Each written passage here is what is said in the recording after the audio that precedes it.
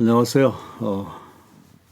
오늘은 열왕기상 16장의 말씀을 가지고 은혜를 나누겠습니다. 신앙생활은 수학 공식과 같다.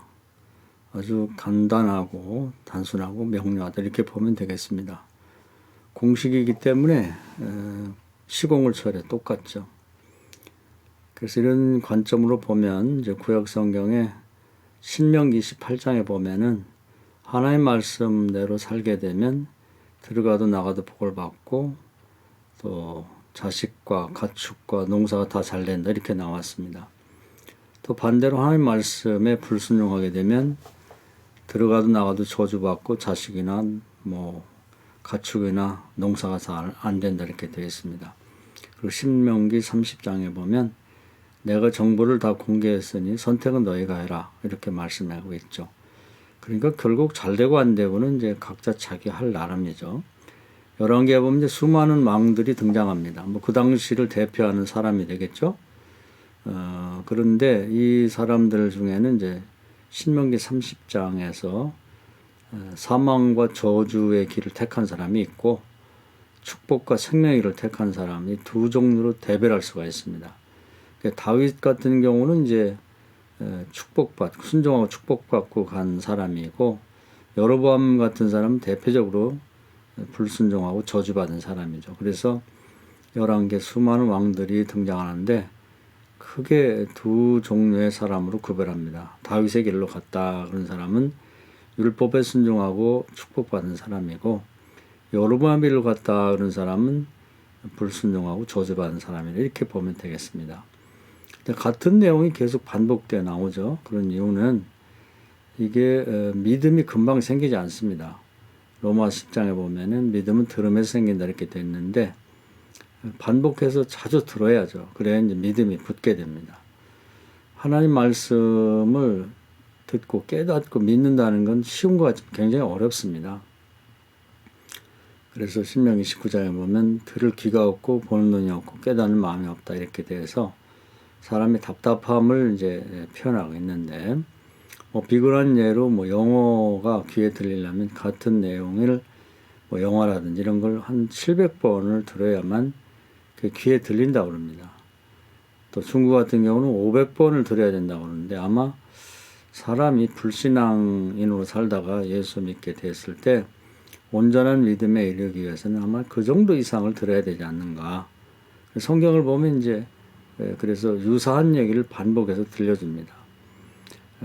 지금 열왕기를 보면 이제 많은 왕들이 등장하는데 비슷한 내용이 이제 사람 이름만 바뀌면서 계속되죠. 그 얘기는 뭐냐면 믿음이 붙을 때까지 반복해서 얘기를 하고 전례를 사례를 보여준다는 것입니다. 수학도 보면 이제 어려운 문제는 내용을 조금씩 바꿔가지고 같은 공식에서 다시 풀어보고 그러다가 깨닫고 이제 그 문제를 완전히 풀 수 있는 데까지 이렇게 만드는 것이죠. 그와 비슷하다고 보면 되겠습니다. 열왕기상 16장에 보면 이제 여러 왕이 나오는데 여로보암의 길로 간 바하사라는 사람이 나오죠. 이 사람이 왕 되었는데 뻔히 그 여로보암이 어떻게 그 집안이 망했나를 봤음에도 불구하고 또 이상하게 여로보암의 길로 갑니다. 이 11개 보면 대부분이 다 여로보암 길로 갔고 다윗의 길로 간 사람 몇 명 안 됩니다. 대표적으로 보면 다윗과 히스기야, 요시야 대표적으로 3명이고 거기에 어떤 사람은 여호사밧을 읽기도 하는데 아마 서너 명이라고 보면 되겠죠. 나머지는 다 여로보암의 길로 갔어요. 그런 것을 보면 지금도 예수 믿고 다윗의 길로 간 사람은 그렇게 많지 않고 대부분은 여로보암의 길로 가고 있다 이렇게 보면 될 것 같아요. 그래서 여기 16장에 등장하는 바하사는 여로보암이 어떻게 망한 걸 알면서도 그 길로 갔죠. 그래서 대표적으로 하나님 가장 싫어하는 게 십계명에서 우상을 섬기거나 또 우상을 만들거나 절하는 거, 다른 신을 섬기는 거 이런 걸 제일 싫어하는데 그 십계명 헌법을 되게 어깁니다. 이건 나쁜 것이 뭐냐면 자식 3, 4대까지 그 연자제가 적용돼서 자식들이 훌륭하더라도 이제 다 죽게 되는 3, 4대가 멸족하는 이런 이제 무서운 벌을 받게 되죠. 그렇게 하는 이유는 그게 한 번 그런 우상숭배에 물들게 되면 그 배후에 사단이 영향력이 있기 때문에 그래서 피해가 굉장히 크다는 거죠. 자기도 그렇고 주변에 주는 영향이. 특히 왕이 그런 우상을 숭배한다 그러면 그 백성에 미치는 영향이 엄청 크죠. 그러니까 아주 깨끗하게 쓸어버리고 뭐 성경식으로 하면 거름더미가 되게 한다는데 완전히 그냥 뭐 풍비박산을 만들어 버리겠다 이제 이런 얘기입니다. 그래서 이제 그 바하사를 보면은 당장 요절을 내야 되는데 하나님께서 이제 그 다음 아들인 엘라에게까지 이제 기회를 줘요. 근데 왜 그렇게 주는가는 하나님 판단할 일이죠. 그래서 우리가 때와 기한은 하나님이 정하시는 거고 심판자는 하나님이시기 때문에 하나님의 일에 대해서 의심을 품고 왜 그렇게 하냐고 그렇게 물을 이유가 없습니다. 하나님 나라는 정확하죠. 그래서 솔로몬의 경우도 보면 그 말년에 우상 숭배했을 때 하나님이 당장 쳐 죽여야 마땅하지만 네 아버지를 봐서 집행유예를 때리고 네 자식 댁에 가서 나라를 나누는 천벌을 받게 하겠다 이렇게 말씀했는데 이 바하사의 경우도 이제 왜 엘라에게까지 넘어갔는지는 이제 하나님 나라의 법정에서 판단할 일이죠. 세상 법정에도 보면 뭐 여러 가지 고려가 됩니다.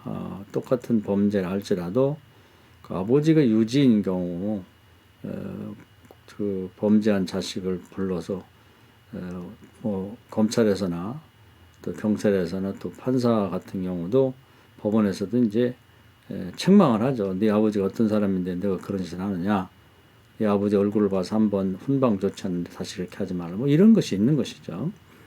또 그런가 하면 뭐 초범이고 뉘우치는 것이 뭐 많다든지 그런 경우는 또 이제 정상을 참작해주고 어떤 경우는 처자식이 딸렸는데 이 가장을 범죄가 있다고 해서 감옥에 내면 다들 굶어 죽게 된다. 그럴 경우는 또 집행유예를 때려가지고 이제 나가서 열심히 살고 다시 범죄하지 말라. 이런 경우도 있는 것이죠. 하나님 나라도 마찬가지입니다.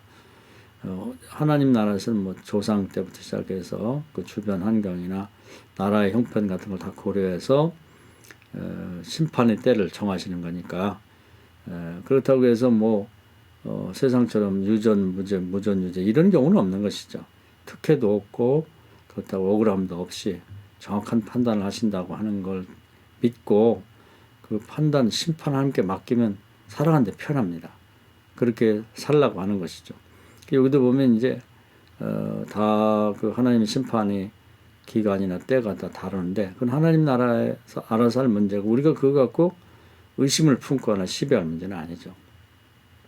그래서 바하사는 당장 쳐 죽여야 마땅하나 하나님께서 엘라라고 하는 그 아들까지 왕이 되게 했는데 이게 이제 어떻게 보면 불행입니다. 사실은 매도 먼저 맞는 게 낫다고 잘못을 범했을 때 그때 바로 꾸중 듣고 혼나고 이제 그러면 간단히 끝날 걸 오래되면 이제 그게 죄악이 관영해지죠. 벌이 점점 커져서 가중 처벌을 받게 됩니다. 그래서 바하사는 아마 쾌재를 불렀을 거예요. 내가 이렇게 못되게 우상숭배하고 십계명을 하고도 나는 괜찮다. 아들에게까지 물려주니까 잘됐다 그랬을 텐데 그런 과정에서 아버지 죄와 아들 죄까지 포함되죠. 성경은 그 얘기가 나옵니다. 그러다 보니까 죄악이 많이 쌓여가지고 이번에 이제 벌을 내릴 때는 그 당사자만 죽이는 게 아니라 가족 전체와 친척까지 그 이제 그쪽까지도 뭐 다 이렇게 영적으로 전염이 됐다. 우상숭배가 전염됐다. 이렇게 볼 수가 있는 거예요. 다 죽게 되죠.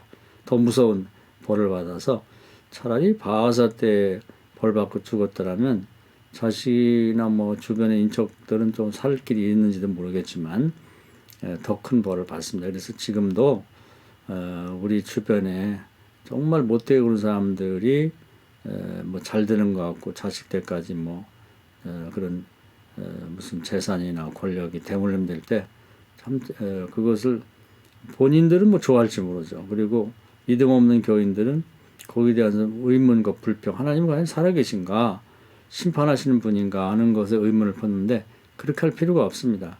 그냥 심판을 하나님께 맡기면 하나님께서 완벽하고 거기에 걸맞게 심판하신다는 것을 믿으면 그 부분 하나님께 맡기면 편하죠.